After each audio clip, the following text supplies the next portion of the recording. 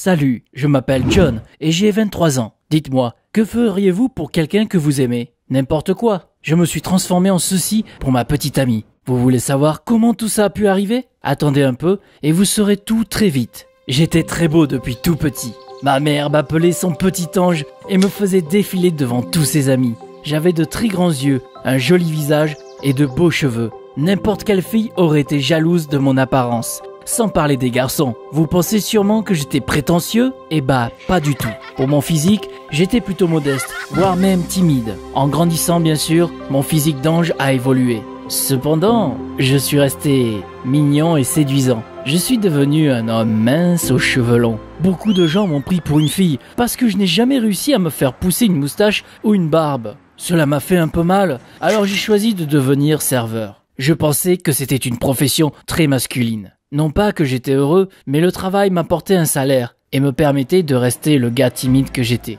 Un jour, une fille est venue dans le bar où je travaillais. Elle a immédiatement attiré mon attention. Elle était grande et très belle. Je lui ai servi une tasse de cappuccino et nous avons commencé à parler. Elle s'appelait Nathalie et c'était un mannequin professionnel. Je l'aimais beaucoup et je pensais qu'elle m'aimait aussi. Nous avons même décidé de nous revoir un jour. J'étais ravi, mais je ne croyais pas qu'elle me rappellerait. Il s'est avéré que je m'étais trompé. Nathalie m'a appelé dès le lendemain et m'a demandé de sortir avec elle. J'étais tellement heureux. Nous nous sommes promenés dans un parc et avons mangé une glace. Elle m'a raconté comment elle s'était lancée dans l'industrie de la mode et combien c'était important pour elle. Nous avons commencé à nous voir de plus en plus souvent. Et au bout d'un certain temps, nous nous sommes mis véritablement ensemble. Je suis tombé amoureux de Nathalie et je ne pouvais pas imaginer ma vie sans elle. Je dois dire que nous étions un très beau couple. Beaucoup de gens pensaient que j'étais un modèle et un jour, une idée est venue à Nathalie. Elle m'a suggéré d'essayer le mannequinat. J'ai d'abord refusé car c'était trop bizarre pour moi. J'étais trop timide pour me présenter comme le font les mannequins. Mais Nathalie était très tenace et j'ai accepté pour lui faire plaisir. Il m'a appris à marcher, à regarder dans la caméra et à poser dans l'agence de mannequins de Nathalie. J'étais pas vraiment enchanté par tout ça. Mais pour Nathalie, je faisais de mon mieux. Vous pensez sans doute qu'avec mon physique, je suis immédiatement devenu un top modèle? J'aurais bien aimé. J'étais un mannequin très médiocre. Ils ne m'ont autorisé à monter sur les podiums que pour rendre un grand service à ma petite amie. J'étais trop timide pour me donner à fond. À un moment donné, Nathalie a réalisé que le mannequinat n'était pas pour moi après tout ça et n'a pas voulu me forcer à aller plus loin. J'étais en train de préparer mon avenir avec elle quand il est arrivé un truc. Un jour, elle a reçu une offre d'emploi exceptionnelle d'Italie. Cela voulait dire que nous devrions passer 6 mois entiers séparés. Nathalie m'a assuré que tout irait bien. Nous nous écririons et dans 6 mois, nous commencerions à planifier notre vie ensemble. J'étais tellement triste à l'idée qu'elle parte bientôt. Nathalie est partie. Je suis allé l'accompagner à l'aéroport avec le visage triste, les larmes aux yeux. J'ai passé quelques jours à me sentir malheureux et déprimé. Mais j'ai décidé d'arrêter de me morfondre parce que la vie continuait. Je suis retourné au bar et j'ai continué à faire du café pour les clients. J'avais évidemment fait une croix sur le mannequinat. Nathalie et moi avons commencé à nous écrire. Elle me parlait de l'Italie, de son travail, des gens qui l'entouraient. Je lui disais qu'elle me manquait tellement. C'était des messages si chaleureux et si émouvants à la fois. Cependant, avec le temps, j'ai commencé à remarquer quelque chose. Au début, elle m'écrivait tous les jours, puis 2 ou 3 fois par semaine. Et après, encore moins souvent. Que s'était-il passé? Était-elle vraiment si occupée au travail? Ça ne me rassurait pas beaucoup.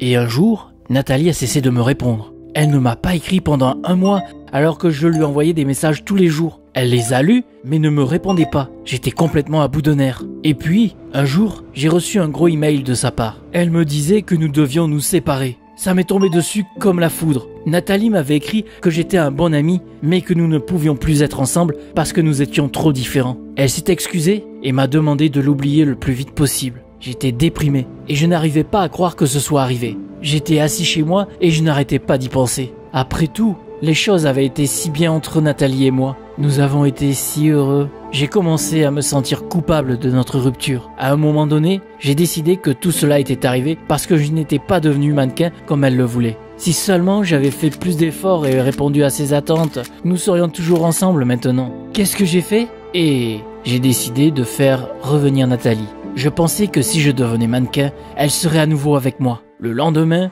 je suis donc allé dans une agence de mannequinat et je leur ai demandé de me transformer en un formidable mannequin masculin. j'ai promis que je ferais de gros efforts. Et on m'a donné une chance. J'ai commencé à apprendre tout ce qui pouvait m'être utile dans le domaine. Je n'ai pas manqué un seul défilé. J'ai lu plein de magazines à succès et j'ai appris auprès de grandes vedettes. Malgré tous mes efforts, je n'étais toujours pas un très bon modèle. Qu'est-ce que je pouvais bien faire de travers? Cependant, un jour, les choses ont changé. Il y a eu un autre défilé de mode auquel seules les filles pouvaient participer. Tout se passait comme prévu. Quand soudain, il s'est avéré qu'un des mannequins était tombé malade et ne pouvait pas participer au défilé. C'était un désastre. Il n'y avait personne pour la remplacer. C'est alors que le couturier m'a regardé et m'a dit « Change de vêtements ». Quoi? Je n'ai rien compris à ce qui se passait. Il m'a dit que je monterais sur le podium au lieu du mannequin malade. Mais je suis un homme. Comment pourrais-je présenter la collection femme? Le couturier a dit que mon look était très féminin et que ça pouvait marcher. Je voulais dire non tout de suite, mais j'ai réalisé que cela signifierait dire adieu à ma carrière de mannequin et à toute possibilité de revoir Nathalie. J'ai donc accepté. Je me suis fait maquiller et coiffer et je suis monté sur le podium. J'ai pensé que le public se moquerait de moi, mais à ma grande surprise, ce fut tout le contraire. Chaque fois que je montais sur scène, j'étais accueilli par des applaudissements de tonnerre et des flashs d'appareils photo. Se pouvait-il qu'ils m'apprécient? Je me suis senti pousser des ailes et j'ai continué à marcher avec le plus beau des sourires. Après le spectacle, le couturier s'est approché de moi et m'a dit que j'avais fait un tabac. Beaucoup de gens n'avaient même pas réalisé que c'était un homme qui portait les robes. Ils m'ont suggéré de continuer à poser dans les défilés de mode féminin.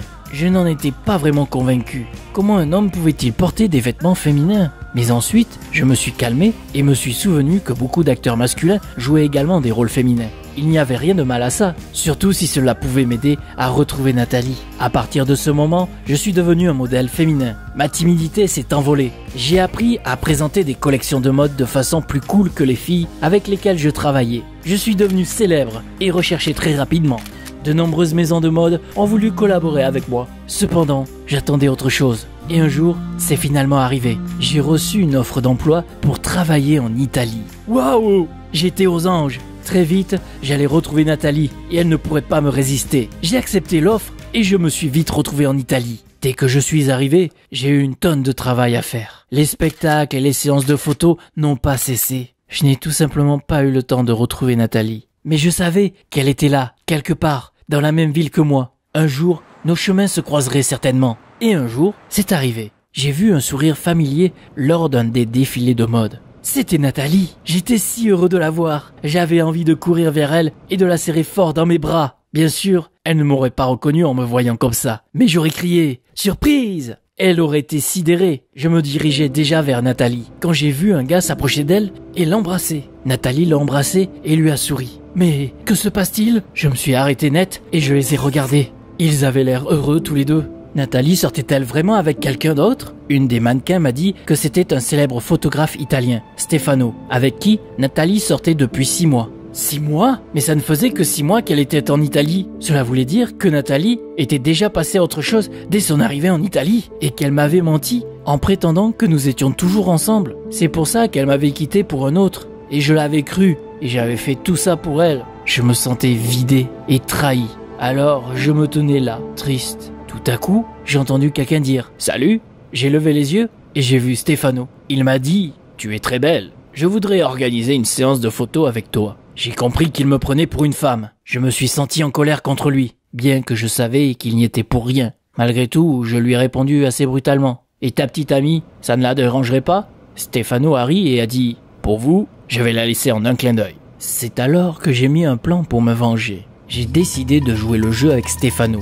Nous avons eu une bonne discussion et je lui ai donné mon numéro de téléphone. On a commencé à s'envoyer des SMS en cachette et quelques jours plus tard, il est devenu dingue de moi. Stefano m'a demandé quand est-ce que j'accepterais d'aller à un de ses rendez-vous. Je lui ai dit dès qu'il serait célibataire. Stefano m'a promis qu'il romprait avec Nathalie le soir même et il a tenu sa promesse. Comment en étais-je sûr? Nathalie m'a écrit le jour même. Elle m'a dit que je lui manquais et qu'elle voulait que je revienne. C'était ce que j'attendais. J'ai dit à Nathalie que je m'envolerais pour l'Italie et que je serais prêt à la rencontrer le lendemain. Nous avons convenu de nous rencontrer dans un restaurant le soir. J'ai organisé une rencontre avec Stefano au même moment et au même endroit. Ils auront tous les deux ce qu'ils méritent le lendemain. Stefano va découvrir qu'il a quitté Nathalie pour un mec et elle apprendra que je sais qu'elle me trompait. C'est tout. Demain, cette histoire sera enfin terminée. Comment pensez-vous qu'elle se terminera? Et quelle sera la suite des événements? Partagez vos idées dans les commentaires et n'oubliez pas de vous abonner à la chaîne. Ensemble, nous vengerons toutes les personnes qui ont été trahies.